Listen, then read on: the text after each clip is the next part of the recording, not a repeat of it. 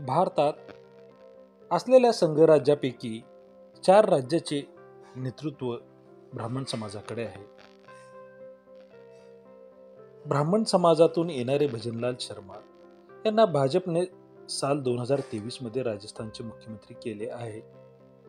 आसामचे मुख्यमंत्री हेमंत बिस्वा शर्मा हे देखील ब्राह्मण समाजातील आहेत. 2021 मध्ये हेमंत यांना आसामचे मुख्यमंत्री म्हणून जबाबदारी सोपवली गेली आहे. बंगालच्या तृणमूल काँग्रेसच्या नेत्या ममता बॅनर्जी देखील ब्राह्मण आहेत. ममता बॅनर्जी 2011 मध्ये प्रथम मुख्यमंत्री झाल्या. 2021 मध्ये तिने तिसऱ्यांदा मुख्यमंत्री पदाची खुर्ची सांभाळली आहे. आता नुकतेच झालेल्या महाराष्ट्रातील निवडणुकीत महायुतीला घवघवीत यश मिळालं व त्यानंतर देवेंद्र फडणवीस मुख्यमंत्रीपद विराजमान झाले. त्यामुळे आता भारतात 4 ब्राह्मण मुख्यमंत्री झालेले आहेत.